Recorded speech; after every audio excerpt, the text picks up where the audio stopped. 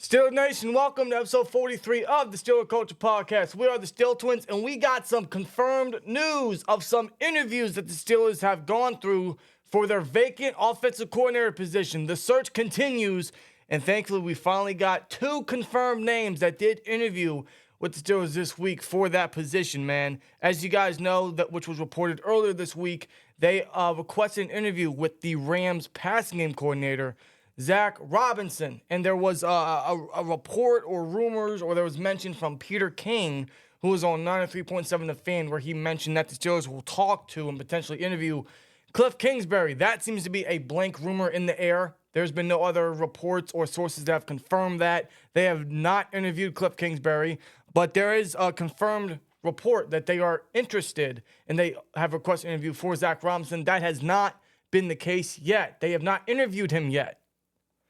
But they did interview two really good names, in our opinion, for the offensive coordinator position. They are doing their due diligence. They are starting the interview process, and more will be scheduled to come. We believe so, especially some top names, some bigger names, man. The first name that they did interview this week was Panthers offensive coordinator Thomas Brown. Now, when you hear that, when you think of Panthers offensive coordinator, it doesn't really excite you because the Panthers were the 32nd ranked offense. Yeah, pretty much dead last. Total offense and passing offense. The offense for the Panthers was not good. The entire Panthers team overall was not good. They hosted the worst record in the NFL. 2-15. Yeah. To which the Bears hold the first overall pick because they traded everything away for Bryce Young. Yeah, that may... we don't know yet. Bryce Young had a very bad rookie year, but it's not looking good for the Panthers on that side of the deal. But the Panthers weren't good, especially the offense, and Thomas Brown was the OC this past season. Right, so when you hear that the Steelers are interviewing him, it definitely doesn't sound that grand. However, you got to look in between the lines. Thomas Brown didn't really do most of the play calling. He didn't do a lot of the coordinating as he was listed to. It seemed like he just had that job title to fill the bill, as Frank Wright did the play calling for half the season, and then he handed the play calling duties to Thomas Brown, only for Wright to take the play calling back. Yeah, until ultimately he ended up getting fired because Wright was just not doing a very good job as the coach. No. Or as the play caller in general. No, I mean, the Panthers were an absolute mess. So they were, in fact, they still are. Their owner, David Tepper, he's had 3 head coaches since taking over the team in 2018. The Panthers are a mess. Yeah. And unfortunately, Thomas Brown inserted himself in that situation. The Steelers aren't the only team that interviewed him for the OC position. The Titans interviewed him for the OC spot. In fact, I think I heard a rumor they interviewed him for the head coaching job as well. He might have had multiple reports of that, but the Titans were definitely interested in Brown for a similar position. Now, I'm one for saying that if you can't turn chicken shit into chicken salad, that really tells me a lot about them as a coach. I mean, we've been very critical of Mike Tomlin for proper reasons. We have our own opinions on Mike Tomlin. You guys already know our feelings. But you look at a guy like Mike Tomlin. He has overachieved with the teams he's had the past few years, especially this year. It's a little impressive. Now, they still went to the playoffs. They had a strong finish. They went one and done. There was a blowout at some point in the game. It was a rinse and repeat playoff game for Mike Tomlin and the Steelers. Yeah. But he still overachieved with this team, and that goes to show you he is still, regardless of the constant mistakes he makes, he's still a good head coach, and he can succeed with what he has, no matter what. The Panthers again, they are just an absolute disaster. They're a dumpster fire. They are. Thomas Brown didn't have a lot to work with. They were playing hot potato with the play calling. They're playing hot potato with the playbook. He had a rookie at the quarterback position that is very undersized for his position in the big leagues in the NFL. They didn't have anyone at the receiver position. They had no one offensively. Adam Thielen, he was pretty much the only star on that offense. Him, Jonathan Mingo. There's only so much that they could do. Let's be real. There's only so much that Adam Thielen could do. Chuba Hubbard's another name. I believe he nearly had 1,000 yards, but there's only so much that 2 players can do for an entire offense. Right. So I am one in saying if you can't turn chicken shit into chicken salad, that tells me everything I need to know about them as a coach. But the Panthers, man, there's a reason they were 2-15. One of the worst years they've ever had in that franchise.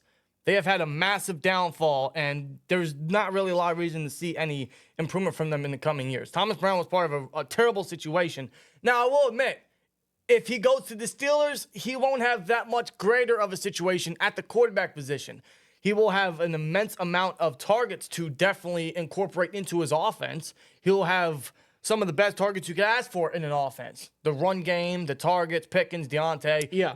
Calvin Austin, if used properly. Connor Hayward, if used properly. You guys already know, right? Pat Fry, if used properly. You guys already know the potential there. Thomas Brown didn't have the ability to use any of his freedom over in Carolina. He didn't. And Thomas Brown is a guy that we have kept our eye on for about a year and a half now, because he's a guy we brought up last year for the Steelers to potentially bring in an interview for the OC job, unfortunately before they retained Matt Canada for another year. But now, a year later, they are interviewing him. And, of course, Thomas Brown has a rich history as he was underneath Sean McVay for a couple years. For a couple years, he won the Super Bowl with them. He was the running backs coach back in 2020. He was the assistant head coach. He was given that role back in 2021 while still being the running back coach. Then in 2022, he still held the title of assistant head coach, but was then promoted to tight ends coach. Yes. In 2022, before being hired as the OC for the Panthers last offseason. In fact, before being the offensive coordinator for the Carolina Panthers, the year prior to that, before entering his last year with the Rams, he was still getting OC interviews. So he was right underneath Sean McVay, and we all know Sean McVay's coaching tree. Yeah. It's pretty rich. And last year, he was a highly regarded and sought out offensive-minded for an OC job, and I would still say that he still is this offseason, this upcoming offseason. Right, because still highly regarded throughout the entire league. Because he was in a very rough position with the Panthers. Everyone in the Panthers organization is in a tough situation. They are just a poorly ran franchise. Yeah. They have been for a few years now. So, yeah, Thomas Brown statistically led them to the 32nd ranked offense, dead last in a lot of positions. However, I mean, it wasn't entirely all on him. He didn't have a lot to work with. He didn't have a lot of freedom, as Frank Wright was doing most of it. Yeah, I think I read somewhere that Thomas Brown only did 3 weeks of the play calling. That's it. I read somewhere. The guy had. I read somewhere that's all it was. The guy was just filling the bill of the position. That's it. Like, Reich gave him the duties of play calling after Reich was initially bad at it, but afterward, Reich took it back. Right. So it was like hot potato with the playbook. Exactly. So, I mean, he definitely didn't have a great situation in Carolina. I think he's trying to get out of there, hence why he is getting a lot of these OC interviews. I think with a proper system or a proper organization, that he could definitely get full freedom of using his creative control in the offense. I think we could really see what he could do after learning under McVay for a while. But to keep on with the McVay talk, this is the second coach that the Steelers have been interested in from the Sean McVay coaching tree. The first one was a request for Zack Robinson, who's our pass game coordinator and quarterback coach. They didn't interview him, but they were highly interested, and they requested to interview him. Yeah. Now, update, Raheem Morris, the Rams defensive coordinator, just got the head coaching job for the Atlanta Falcons. It is very well believed, and it's reported that Zack Robinson will probably be the favorite for the OC job over there in Atlanta, pairing back with Raheem Morris, who they were in the same coaching staff for the last 3 years in Los Angeles. Of course. So Zack Robinson, although a highly touted option for the Steelers, might not even get an interview. But the fact that they have interest in a Sean McVay project, not once, but now twice with a guy like Thomas Brown, says a lot of where the Steelers are looking at. And where they're looking down the right path, the path that they need to be looking at. And Tomlin and the Steelers know that they need to, again, strike this offseason when it comes to coordinator. Thank God. Offensive coordinator. They have to. And I'm glad they're going after these guys, because that's what you have to do. That's what's working in the NFL nowadays. That's where the rich guys are at with those coaching trees like McVay and like Shanahan, and them being interested in up-and-comers, young up-and-comers with offensive minds to just burst onto the scene. Yeah. That is the exact change of pace, the right direction we got to go in. And it appears, again, Tom and the company are acknowledging that, and thank God that they are. Absolutely. And of course, Thomas Brown wasn't the only guy they interviewed.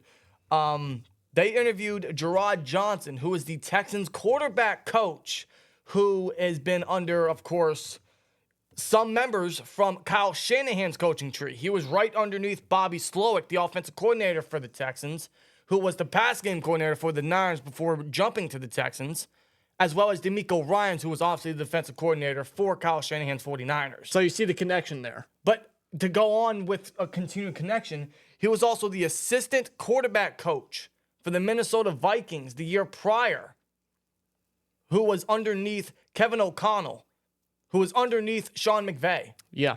So you see where the connections are at. They might not be directly underneath a Shanahan or a McVay, but they are underneath guys that were underneath. Yeah, they're part of that branch from that coaching tree. Yes. They are part of that branch. It's all a connection. And the fact that they link there and the Steelers' interest kind of matches with the guys that they are interviewing and they're bringing in is, again, a great step in the right direction. It's a first step in the right direction. It's that new dose of modern youth that we need on the offensive coaching staff. That's what we need, and I love that they're doing it. Jerrod Johnson, man, is a great candidate, in my opinion. Yeah, like you mentioned, he was the Texans quarterback coach this past season, and we know the type of season C.J. Stroud had. Arguably, and probably without a doubt, offensive rookie of the year. Not a question. Not a question. You've seen what he did for an Ohio State rookie quarterback to come out and be this explosive and this great already in his first year. For Jerrod Johnson to be his coach for his rookie year, I mean, that speaks a lot. Yeah, and again, he was working right underneath Bobby Slowick, the offensive coordinator, soaking up some of that knowledge. Yeah. So, I mean, I like the fact that they are going after guys like that, and someone like him is quarterback friendly, which Tomlin wants. Now, to keep in mind, both these guys, Thomas Brown and Jerrod Johnson, at least Jerrod Johnson doesn't have prior OC experience. Thomas Brown does, but very briefly with the Panthers, if reports are said right about what he was allowed to do in Carolina. But these guys don't have a lot of OC experience or no OC experience. So although Tomlin said he prefers his own OC experience, they're bringing in guys that don't. Now, again, that doesn't mean that he's going to pick someone automatically with OC experience.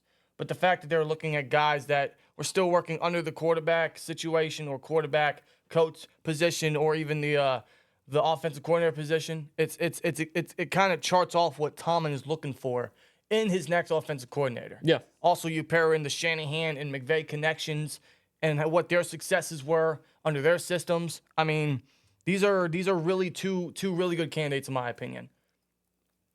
I know the stats for Thomas Brown don't say much, but again, he was in a tough situation. Jerrod Johnson, just look what the Texans are doing. Look what C.J. Stroud did. Yeah. I mean, especially you see what Jerrod Johnson did with C.J. Stroud. Imagine what he could do with a guy like Kenny Pickett. Say what you want, think what you want about Kenny Pickett.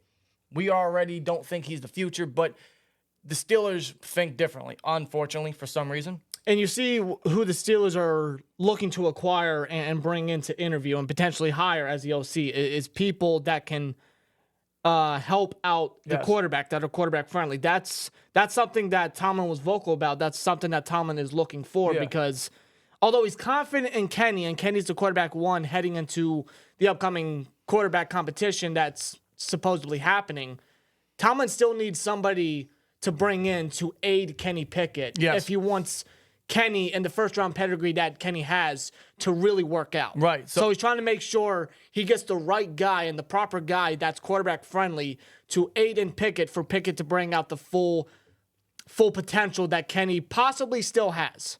That's what Tomlin's looking for. And that's exactly what they got to do. You're so right there, man. They got to get someone that is going to help Kenny the best because he's going to need a lot of it. I think we can all agree on that. Kenny's going to need a lot to grow. The Steelers still have full confidence and still faith he can be the franchise. Again, that's a subjective question. Think of what you want, say what you want. But the Steelers are going to think differently than most people, than the majority, I would say. Yeah. So they got to bring in guys that are going to help what they think is still the future. A guy like Jerrod Johnson is a great name. You just see his recent success, who he learned under. I mean, you see the connections. I really like these first two interviews that they looked at. It's a good step in the right direction.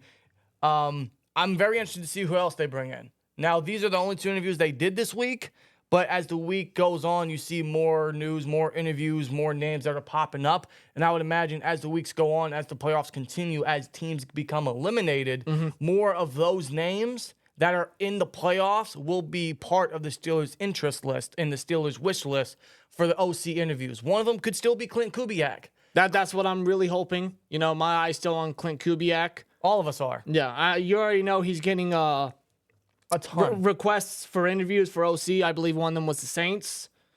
So he's getting requests. He's getting looked at from other teams. Speaking of the Saints, I'm hoping the Steelers are looking for. Didn't Jerrod Johnson interview with the Saints twice? Not too long ago. Yes. Okay. So Jerrod Johnson's another guy that's getting a lot of interest just as much. Gotcha. But yeah, But the Steelers need to be in that same boat. Oh, absolutely. I wouldn't be surprised if they interview these guys more than once. I think that's a good thing. I think that's very, very a likely possibility. Yeah. But a guy like Clint Kubiak, he's getting virtual interviews.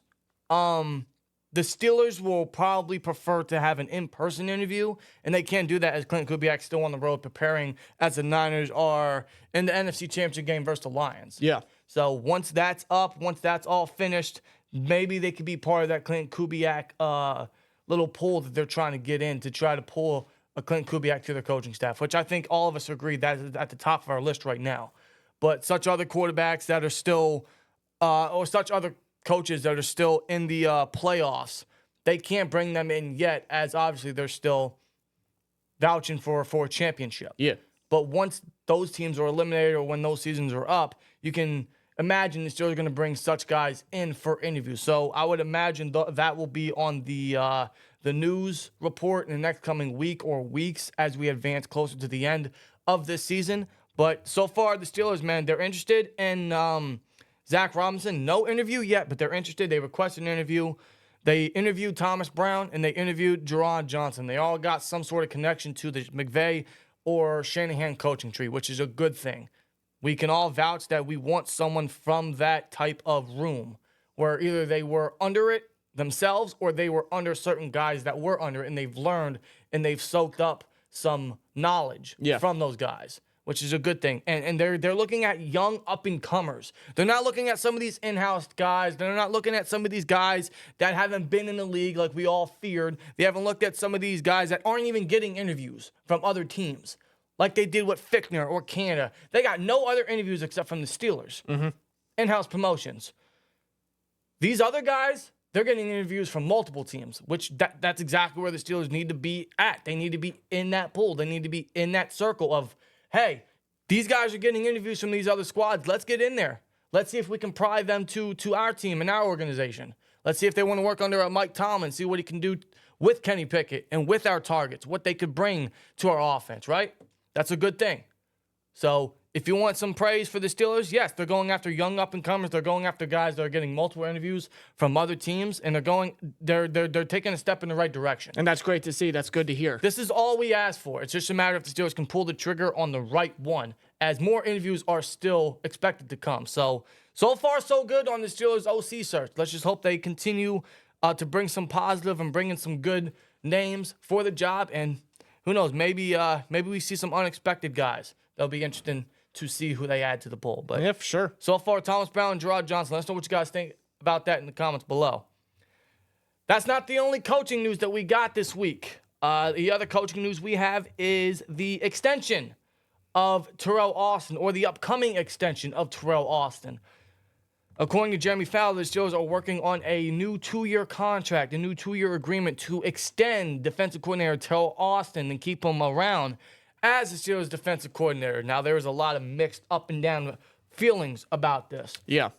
Because Terrell Austin is one of those guys where he's loved by some, he's hated by most, a lot past this season. We were seeing a lot of comments, we were seeing a lot of people on social media and everywhere saying we got to fire Terrell Austin. We got to continue to completely revamp the coordinator position from both sides. The Steelers weren't going to do that. That's just too much on their plate. They'd rather focus on just offensive coordinator, and they trust Teryl Austin as he was an in-house hire. He worked underneath as a secondary and defensive backs coach before being promoted after Keith Butler retired. Yeah. And he's not that bad. I don't think he's as bad as many people are making it out to be.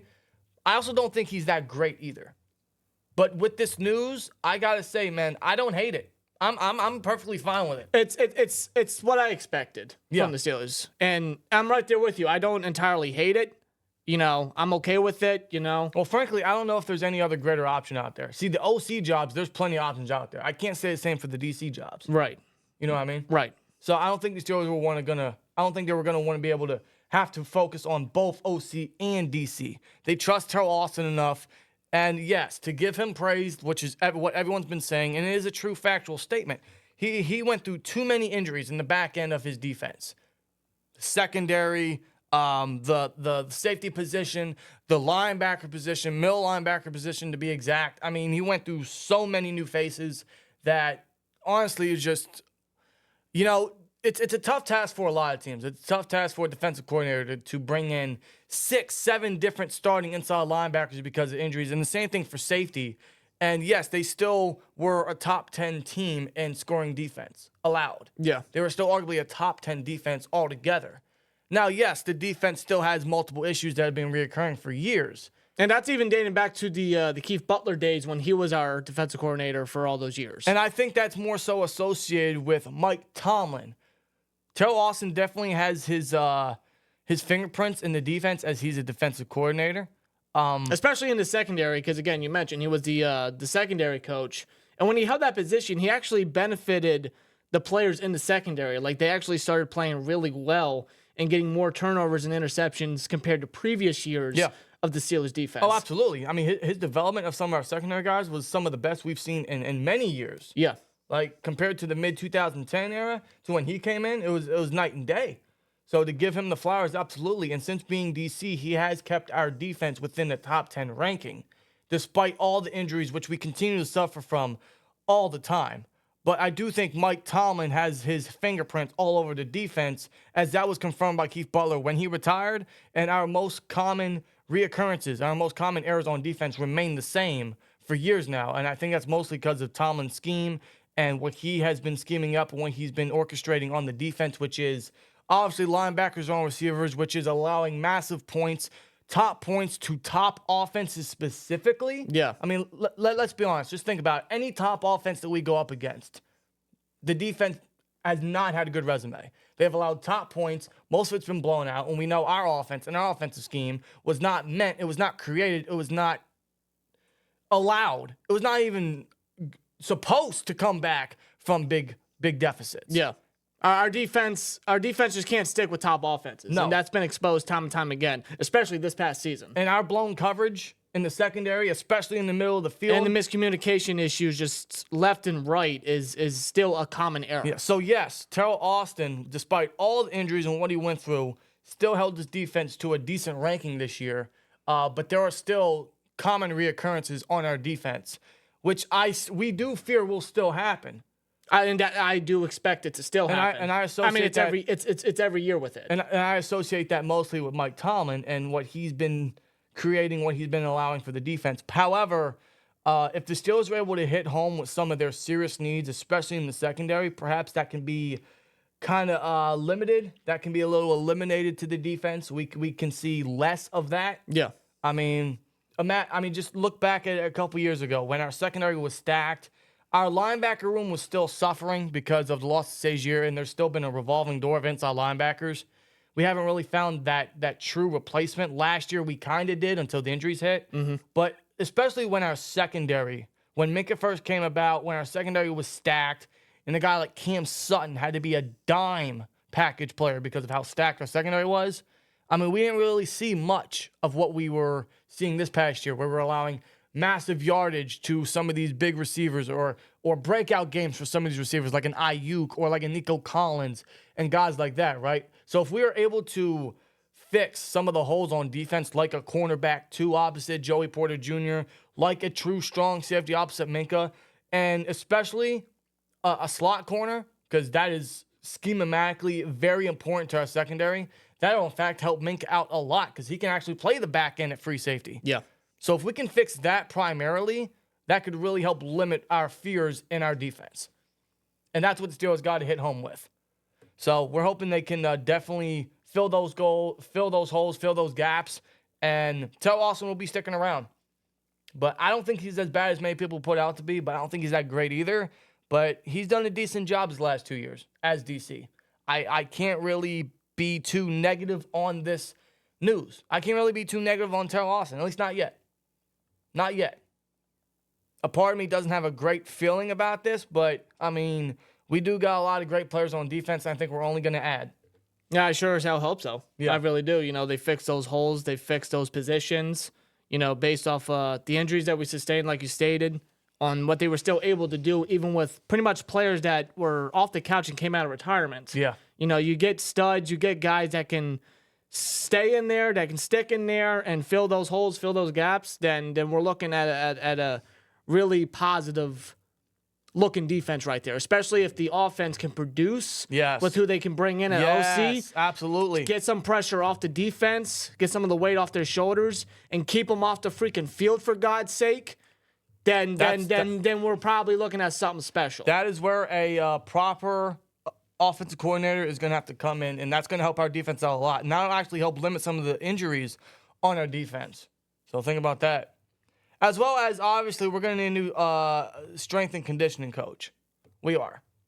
Let's be real. Our strength and conditioning coach hasn't been great, so the Steelers are going to have to find a new one. At least I think a new assistant. I think our assistant strength and conditioning coach, I think he left the Steelers. Yeah. So that's a little position that the Steelers are most importantly going to have to fill for that hope to keep our guys, fresh or healthy down the line. That's going to be very important. Yeah, it is. As is, the Steelers are now going to need a assistant defensive backs coach because our assistant defensive back coach has just got hired by the Las Vegas Raiders to be their safeties coach. Yeah, Gerald Alexander is leaving the Steelers for the Raiders and Antonio Pierce's coaching staff to be the new safety coach. So if the Steelers are looking to fill that position of assistant defensive back coach, then they're going to have to look out there for candidates. Yes. So not only OC and not only strength and conditioning coach, but they're going to need now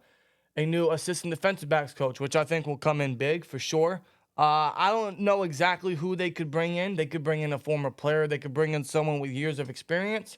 But that is something they're going to have to fix. As a matter of fact, considering assistants, I think they ought to bring in a assistant defensive coach. A senior defensive assistant, kind of like what we did with Brian Flores. Yes.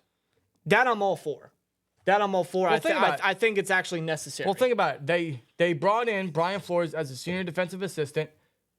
And linebackers coach. He held that title too. And then when he left last year, they brought in a senior offensive assistant for Canada.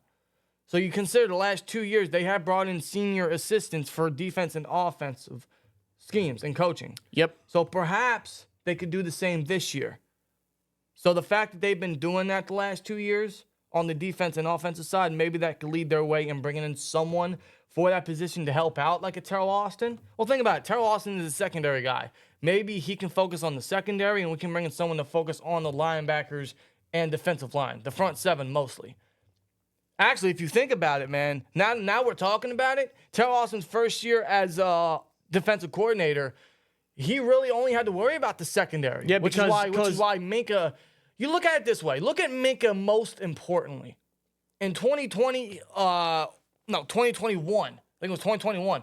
He wasn't allowed to do what Minkah was allowed to do. He wasn't. He had to play linebacker. He was, I think, a lead in tackles for a free safety. Yeah. It was ridiculous. You bring in Brian Flores as a senior defensive assistant. He can focus on the linebackers in the front seven and defensive line. Which is his go-to. And then Terrell Austin only had to worry about the secondary. They were able to give Minkah the ability to play free safety in 2022, which is where we got to see Minkah Fitzpatrick, which is where he earned that new contract. This past year, when Terrell Austin is the defensive coordinator for his second year, and he doesn't have a senior defensive assistant, Minkah has to go back to playing linebacker. He has to go back to being a lead tackler before he got hurt. And let's be honest, Minkah had a terrible year. Love Minkah. I'm so grateful for Minkah. And Minkah's a fucking leader on this defense too. But he had a terrible year. And listen, he can play in the box. Whatever you ask Minkah to do, he's going to do it. He's going to give 110%. But Minkah can do it, but we all know where Minkah is best at. Yes. And that's up top at free safety. Yes. That's up top being deep safety. So you notice in 2022, when we had Brian Flores as the senior defensive assistant, our defense in Teryl Austin's first year was very well because our defense was able to play nice. Our defense was able to deliver. Unfortunately, Watt went down and, Pass rush was gone. pass rush was gone, but the secondary was still able to create turnovers. Minka was still able to make plays.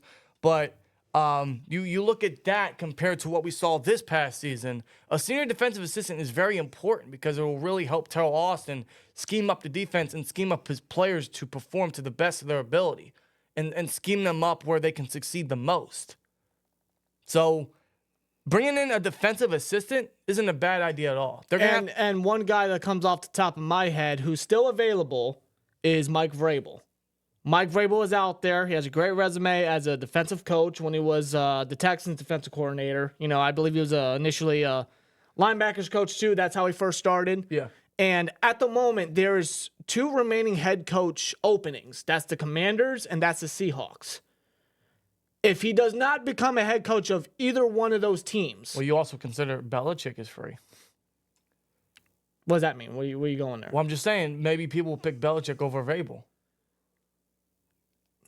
So, no. Yeah. No, I'm playing in part of what you're saying. What you're saying is there's 2 head coaching jobs remaining, and Vrabel and Belichick are at the top of that vacant head coaching, candidates left. Potentially, yeah. But perhaps if Vrabel doesn't get selected, a guy like Belichick might get selected over Vrabel. Vrabel might not have a coaching gig this year. Okay, that's what you're going. Yes. Gotcha now. So if that's the case, if Vrabel doesn't get selected for either, he's going to be a highly sought out guy for a defensive position. Or defensive coordinator. Yeah, possibly. But if a team does not, I don't know how any team doesn't, but if a team does not go after him for a defensive coordinator position, people could look at him as a senior defensive assistant. Yes. Just even for a year, because that's how Flores got his feet back into potentially getting back into the NFL as, a coordinator to start off again. Right, and where he'll probably be a head coaching candidate. And that could work again for Mike Vrabel if he's not selected as a head coach. Right. And if that's a possibility, Hey, and think if about I'm the Steelers, I know I'm calling his number. I agree, and I know it's a pipe dream, but it honestly could be a likely possibility. Maybe I'm holding on to something fake there, but it's possible. It's very likely a guy like Belichick or Vrabel or both of them don't get head coaching gigs this year. What are they going to do? Are they going to sit out? Are they going to find lesser roles? Is Vrabel going to get a DC job, or could the Steelers bring him in as, like you said, a defensive assistant? Yeah. Now, they're going to need an assistant DB coach, but I think bringing in a defensive assistant at the same time is a huge plus for the defense. Yeah. It'll help out Austin. It'll help out the defense. It'll just help the defense out in a lot of ways. And I think they should do the same thing for offense. A senior offensive assistant would really help as well. Yeah. Now, I don't know if Glenn Thomas is coming back. I'm not entirely sure about that. I think he got hired somewhere.